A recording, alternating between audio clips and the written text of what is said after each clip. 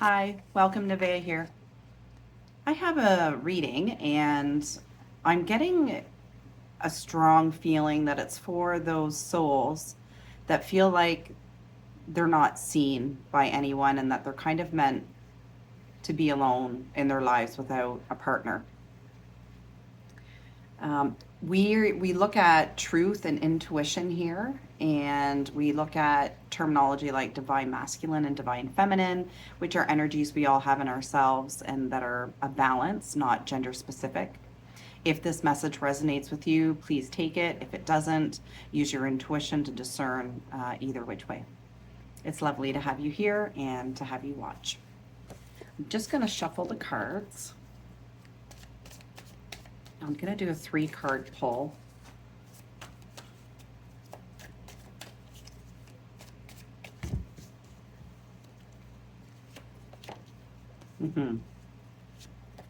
I first got the card Strength.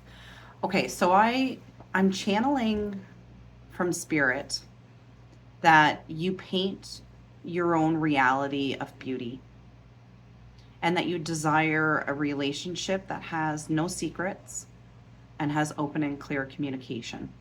And one lovely thing is that this positive solar eclipse is coming soon that will hopefully help bring in that energy. Having said that, these divine masculine and divine feminine energies, I feel like with the Fool, because I got the Strength card first, which we'll get to in a minute, but with the Fool piece, they're not looking for that person that comes in and sweeps them off their feet and gets them trapped in some kind of BS, to say it bluntly. Um, they're not looking for this passionate sexual energy, and they want it, but it's not love. And a lot of people feel that sexual, passionate energy is love. And it's probably the furthest thing from love, is really what it is.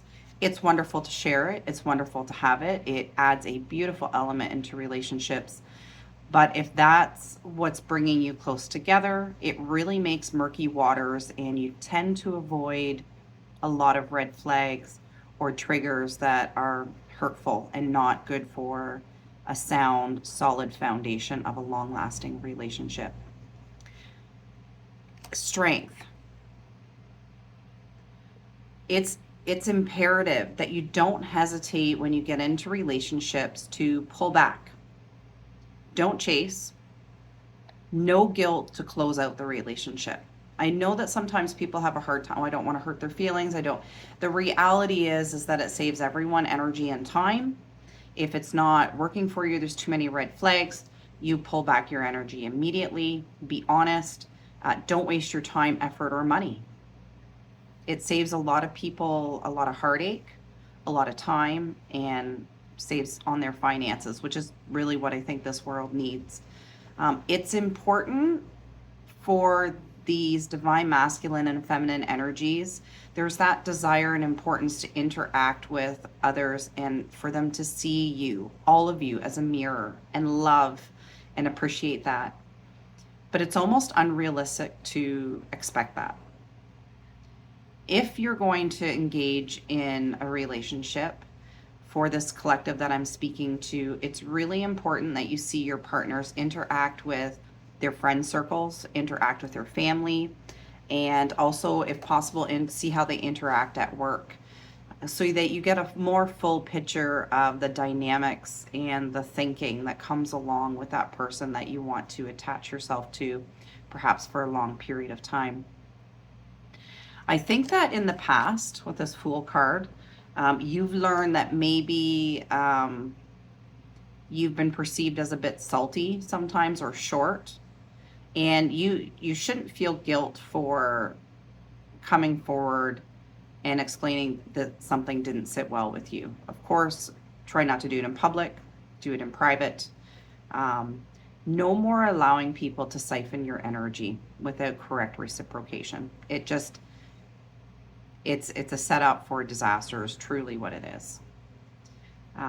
You're better off being single for that collective that feels that way than to let your energy drain into what makes your life more difficult.